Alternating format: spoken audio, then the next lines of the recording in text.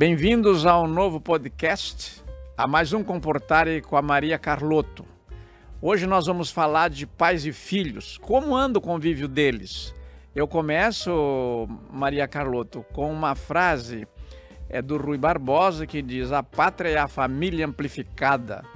Essa definição de pátria, que é dele, Rui, que se escrevia com Y, agora só se escreve com I, porque mudou a ortografia. Mas isso não vem ao caso. O nosso assunto hoje é outro. Nós só temos que lembrar, como eu tenho o uso do cachimbo faz a boca torta, que Rui em russo é um baita de um palavrão, mas é outra língua e aqui não vem ao caso. Vamos lá! Olá, sejam todos bem-vindos. Como vai, meu querido mestre, meu professor? Como anda a nossa convivência com os filhos, né? O que mudou da época dos nossos pais, da época dos nossos avós? E nós temos aqui, de forma ainda que ausente, 4 gerações já. O professor, minha mãe, que veio antes de mim, eu e a minha filha, né? Eu tenho 43 anos, tenho uma filha de 22 anos e sinto essa afetação dos dias atuais na educação dos filhos. Então, como anda a educação dos nossos filhos? Como anda o convívio com os nossos filhos? O que será que mudou? Desculpa, professor, o que mudou? Imagina, isso aqui é uma conversa, senão fica tudo muito abotoadinho, muito engessado, e isso seria contra o gosto das pessoas que assistem ao podcast, ouvem, e é o nosso próprio temperamento. Prossiga, conclua seu raciocínio, eu quero lembrar uma definição do Capistrano de Abreu depois. Nesse sentido, eu estava pensando muito, né? Augusto Cury dizia: quem ama educa, né? Como que acontece essa educação? O que mudou de lá de trás, a forma como fomos educados, ela não é refletida hoje na educação para os nossos filhos. E não significa que nossos pais não nos amavam. Amor é expressado de diversas formas. Mas o que mudou de lá para cá e por quê? Por que mudou? Então, Carol, eu estava aqui pensando, Maria Carlotto, saiba então, já resvalou aqui dos meus lábios, né, que eu chamo a Maria Carlotto de Carol, é o seguinte: eu estava aqui lembrando uma definição do Capistrano de Abreu, que disse o seguinte: o modelo da família brasileira é pai tirano, mãe submissa, filhos apavorados. Eu acho que isso mudou, e claro que mudou ao longo do tempo, não mudou tudo, mas, por exemplo, vamos trazer 2 fatos concretos aqui, exemplares dessa mudança. Primeiro, na nossa infância, isto é, na minha geração, que, como você bem observou, é outra, eu já sou vovô, você ainda não se tornou mãe com açúcar, porque vovô é pai com açúcar, na definição do Gilberto Freire. A gente entrava assim, por exemplo, de repente, onde não deveria entrar, havia visita em casa, ou então falava uma palavra que não devia ter falado, ou fazia algum gesto que não devia fazê-lo, bastava o olhar da mãe e a gente mudava ou sumia dali, não é? Hoje não é mais assim, né, Carol? Já não foi assim. Não vamos aqui fazer relatos biográficos, nada, nem vem ao caso, autobiográficos pior ainda, mas eu fiz essa lembrança para exemplificar que mudou.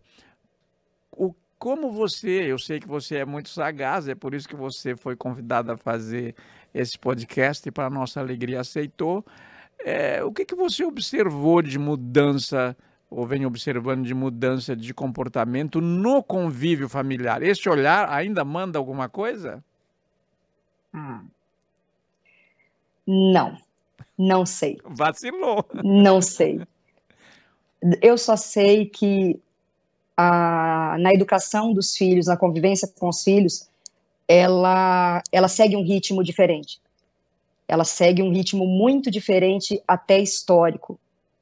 Antes você tinha a mãe em casa, que era a dona de casa e era responsável pela educação dos filhos, os afazeres domésticos, a tarefa escolar. e o pai era o provedor. O filho estudava, ajudava na roça, ajudava na venda, na quitanda, viajava com o pai, era caixeiro. Desde cedo, as crianças eram orientadas, ensinadas e colocadas para trabalhar. Eu quero abrir um parênteses, não temos o objetivo aqui de tecer críticas a nada, nenhum sistema. Eu penso que cada um leva e cuida da vida da forma como deve, como diz, respeito como lhe é melhor, dentro dos preceitos da lei, né? O meu direito termina quando começa o de vocês. A nossa conversa é somente algo comparativo, é sempre dando um norte para que os bate-papos aconteçam, né? Para que não existam brigas, embates, mas para que aconteça sempre bate-papo. E a educação que eu também peguei era essa, de olhar e sair. A criança não comia na mesa com os pais quando tinha visita.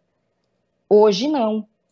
Então, o fato da mulher ter ido para o mercado de trabalho, ter que deixar os filhos em casa ou na creche, ou terceirizar esse cuidado, os pais tendo cada dia menos contato com os filhos, isso vai trazendo uma lacuna. A criança antes passava metade do dia na escola e a outra metade em casa. Hoje a criança passa a estudar em período integral. Os filhos, alguns estão saindo tardiamente de casa, ou pela insegurança dos relacionamentos, porque não querem se casar, não querem assumir tais responsabilidades, ou porque também ainda não estão no mercado de trabalho. Outros já saem mais cedo, mas a tendência hoje é que os filhos, até 30, 35 anos, estejam na casa dos pais, o que não era cabível em 1950, 60, 70. Há uma outra coisa também, né, Carol, que é o seguinte, era um papel assim fixo, a mulher ficava em casa, cuidava da casa, cuidava dos filhos. A mudança assim muito visível para todos é que a mulher foi para o mercado de trabalho e daí os filhos ficaram. Foram providenciadas creches, atendimento para aqueles filhos, outras mulheres foram contratadas para substituí-la nesses ofícios. Então, digamos assim, vamos pegar, eu sou professora, a professora está em casa, vai sair para dar aulas, então alguém tem que cuidar das suas crianças, dos seus filhos. Ela é garçonete, ela é enfermeira, ela é advogada, não é? Os vários ofícios, é jornalista. Então a mulher ficou, não é mais nem dupla jornada, é tripla jornada, e recorreu a uma ajuda que em geral, naturalmente, é feminina. Está lá a diarista, está lá a empregada, está lá a babá. Essa mudança ela é bem visível. Claro que teremos que introduzir aí uma variável de classe social, porque há aquelas que trabalham fora e não têm uma renda suficiente para pagar uma substituta para os seus trabalhos em casa. Ela vai ter, de algum modo, que fazer os dois. Eu estou enganado a respeito disso? Você que é mulher, que é advogada, que é professora, que trabalha fora de casa, como é que você vê isso? Olhando pelo lado do direito como advogada, ainda é mais grave, porque quando você tem a disputa de guarda de filhos em ação de separação ou de dissolução de união estável, e as partes brigam para ver quem vai ficar com o filho, quanto vai pagar de pensão, é triste a situação da mulher, porque o valor que vai receber da pensão, que existe aquela ideia que eu abomino, eu estou pagando pensão para a mãe do meu filho. Não é para a mãe do filho que você paga pensão, é para o seu filho que você paga pensão. E é o mínimo de responsabilidade, tá? Não estou aqui levantando bandeira alguma, mas é o que acontece, te interrompo para concordar. Sim, é o que acontece. E por vezes a mulher não consegue sair para trabalhar ou precisa abandonar o seu emprego, porque o valor auferido por ela com o trabalho dela e mais a parte que é contribuída pelo genitor não é o suficiente para ela pagar uma creche. E nem sempre os órgãos públicos tem essa disponibilidade próximo da casa das mulheres, o que é um direito tanto da criança, pelo Estatuto da Criança e do Adolescente, como um direito constitucional, ter escola, creche, na região onde está residindo. Então, esse afastamento começa aí, né? Afastou-se as mães dos filhos, e aqui ninguém está atribuindo culpa, eu sou mãe também, ninguém está atribuindo culpa à mãe pela mudança do comportamento no ente familiar, não é nada disso. A responsabilidade são dos dois, mas muito desse permissionismo, me corrija se eu estiver errado, professor, vem desse sentimento de culpa. Eu não fico com meu filho no momento que eu estou com ele, tem que ser um momento agradável e não de brigas. Então, algumas situações acabam passando batida. Muito bem. Bom, nós estamos caminhando para o final do programa, se bem que o cronômetro que marca aqui travou, então fica assim uma coisa muito que eu fico assim, chutatis chutandi, eu brinco, né? Chutatis chutandi para mutatis mutandi. Se acontecesse assim no tempo da pensão devida, e você deixou tão claro que é para o filho, não para a mãe, né? Aliás, sai baratinho para o marido, né? Imagina que aquilo ali vai cobrir alguma coisa. Tudo que não pode ser avaliado, nem estimado, nem feito custo, nada. Agora, nesse mês, também teve o seguinte, teve febre às 23 horas, à meia-noite, de madrugada, então vai ter um custo adicional. Mas é o seguinte... Deixa eu só fazer uma interferência. Mas, eu não estou captando clientela, eu não advogo nessa área. Eu dou aula nessa área, mas eu não advogo na área de família. Eu dou aula nessa área. Mas se o pai contribui com 30%, quem contribui com o resto? Sim. São perguntas que toda a família tem que fazer. Eu queria trazer agora, toda a família e a sociedade tem que fazer, né? Tem que resolver isso de outro modo. Ou aperfeiçoar os modos de atender, para a gente voltar a poder dizer para todas as crianças, o criança feliz que vive a cantar, né? Alegre embalar seu sonho infantil. Oh, meu bom Jesus, que todos você conduz, sabe de cor também, né? Levai a criança. Então, e ela não está alegrando o seu sonho infantil. Às vezes ela é responsável não apenas por ela, mas também pelo sustento da família onde ela está, porque a renda dela é parte essencial, a renda da criança, hein? É parte essencial do orçamento doméstico. São questões que, a seu tempo, serão tratadas por quem domina melhor isso. Nós estamos aqui levantando, como a Maria Carlotto já explicitou, e eu também, levantando problemas. E mostrar, olha, o comportamento das pessoas está mudando. O podcast se chama Comportare. Então, a última questão que eu quero trazer para cá, Maria Carlotto, se você tiver mais algumas, pode trazer também, é o seguinte: e os limites, hein? É verdade o que a gente ouve no senso comum, que muitos pais não dizem mais não para os filhos, ou temem dizer não, e daí esse não, em muitos segmentos, quem está dando esse não é a polícia, porque os pais não deram, os professores não podem mais. Há um cerco à autoridade que está sendo reformulada, e nem sempre para o lado saudável. A perda de autoridade dos pais, a perda de autoridade dos professores, e daí a polícia chega lá e diz, mas ninguém disse não, e agora eu tenho que dizer, né? Ou então o sinal vermelho, né? A gente vê o que acontece. A pessoa não está respeitando nem o sinal vermelho do trânsito e vai se prejudicar, antes ainda de prejudicar muita gente. Quero dizer, é verdade que o pai não diz mais não? É verdade que a mãe não diz mais não? O pai e a mãe dizem menos não, mas os avós também têm um papel aqui salutar. A relação entre os netos e os avós, elas se estreitaram também, porque os avós passaram a fazer parte dessa rede de apoio também. E os pais cada dia mais jovens, com menos experiência, acabam dizendo menos não. Talvez eu não acho que seja para não frustrar os filhos ou para que os filhos não se sintam magoados. Eu vejo mais como uma questão mesmo de culpa. Passou o dia inteiro fora, trabalhando, o momento que vai ter com o filho, esse momento deve ser um momento agradável. Então, pequenas atitudes que não corrigidas se tornam grandes problemas no futuro, acabam sendo postergadas, acabam sendo negligenciadas. Não que a educação dos filhos estão sendo negligenciados, não é isso, mas aqueles pequenos corretivos, e eu sou contra a intervenção do Estado da forma como ela acontece na família.